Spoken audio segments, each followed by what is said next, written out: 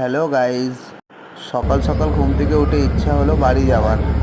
তাই এদিক ওদিক না দেখে না কিছু ভেবে বুক করে দিলাম আকাশা এয়ারলাইনের 2 সিট আর বেরিয়ে পড়লাম কলকাতার উদ্দেশ্যে।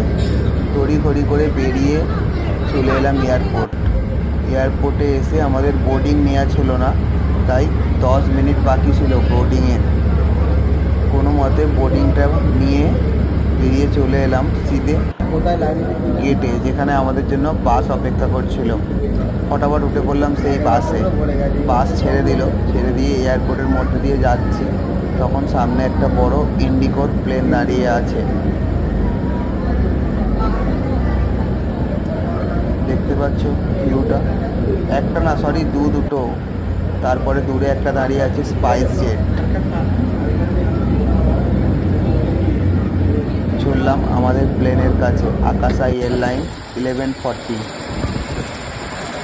ম্যাডাম তো খুব খুশি, ফার্স্ট টাইম ফ্লাইটে জার্নি করছে, আনন্দটাই আলাদা। ওর স্বপ্ন ছিল ফ্লাইটে ফার্স্ট টাইম উঠলে আমার সাথেই উঠবে, তো আমার একটা ছবি তুলে দিল, দুজনের একটা সেলফি। তারপরে ফ্লাইট স্টার্ট হয়ে গেল, আমরা টেক অফের জন্য রেডি হয়ে গেলাম।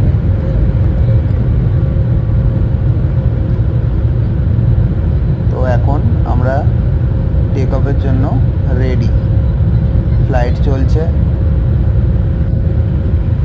দেখতে থাকো। টেক অফ হয়ে গেল, উঠে পড়লাম। 2 ঘন্টা 45 মিনিটের সফর আমাদের, Bombay to CCU, Netaji Subhash Chandra Bose international airport. Just awesome. দেখতে দেখতে চলে এলাম কলকাতা, নেতাজি সুভাষচন্দ্র ইন্টারন্যাশনাল এয়ারপোর্ট। এবার নামবার সময় হয়ে গেল। কিভাবে যে 2 ঘন্টা 45 মিনিট কেটে গেল কিছু বুঝতেই পারলাম না। টাইমের 10 মিনিট আগেই পৌঁছে গেছিলাম আমরা। ভাই ওই ফ্লাইটগুলো কি ছোট ছোট। নেমে পড়লাম ফ্লাইট থেকে, আমি হেঁটে হেঁটে যাচ্ছি, ম্যাডাম পিছন থেকে ভিডিও করছে, কারণ আমাদের লাগেজ নিতে হবে।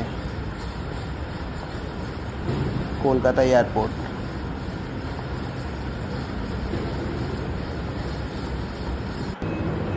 চলে এলাম ব্যাগ নিয়ে গেটের বাইরে, কারণ ক্যাব করতে হবে বাড়ি যাওয়ার জন্য, কারণ বাড়িতে কেউ জানে না আমরা দেশে আসছি। তাই আমরা এখন ভাবছি কোন ক্যাবটা করা যায়। চলো দেখা হবে নেক্সট ভিডিওতে, টাটা।